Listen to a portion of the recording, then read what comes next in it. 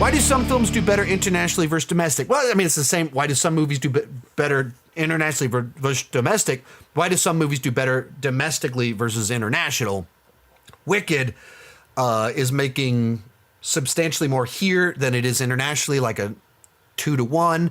Twisters did much better here than internationally, like 2-to-1. So, I mean, it like some of it's as simple as like, you know, like why did Twisters do better in the United States? Because it's very regional. That it's a story about middle America and tornadoes, which is very American. And so then it just, with country music, so it plays, got people driving trucks and stuff. It's just very American, middle of the country. So it plays great in the United States. It just doesn't translate as well. And then, you know, Broadway, very, you know, New York City based sort of thing. I don't know how much it travels elsewhere. And so just certain flavor to the cultural aspect of that played great here.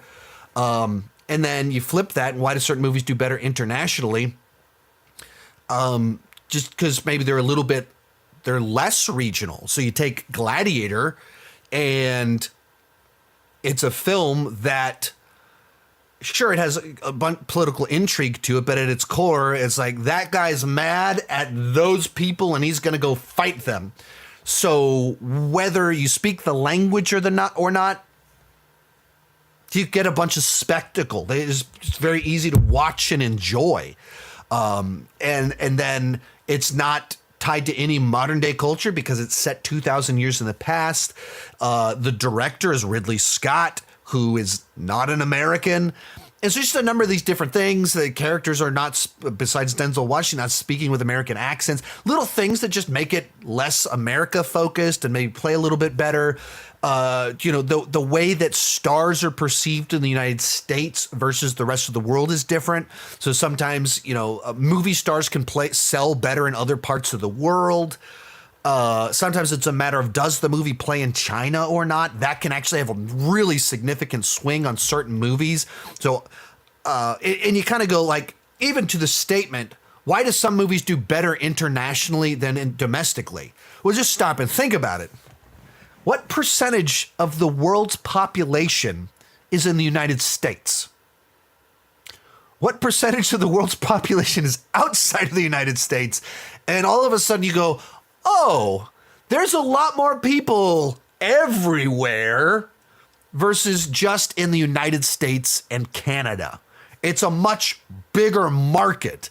There's quite literally 6 billion people in the 7 billion people in the foreign markets, and what with Canada, like 500 million in the United States market. So if you just go right there, you go, oh, well, right. Okay, that makes a little bit of sense. Sure, there's a little bit of, you know, language barriers, things like that, but it's a bigger market by a lot, by a factor of I don't know, do a math on the top of my head, but there's just a lot to it. Why do you think Wicked isn't performing as well internationally?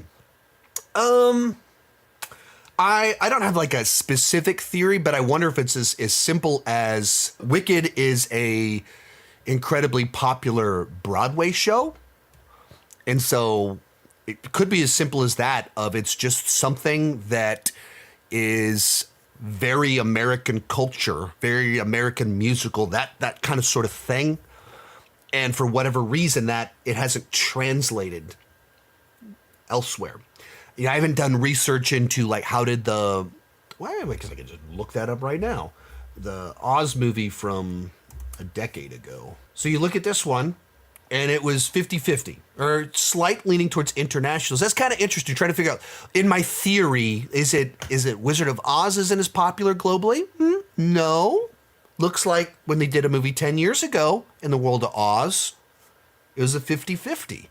So I don't have a good grasp on why Wicked specifically would perform significantly better domestically and significantly weaker internationally. I really don't have a specific theory. It would just be speculation.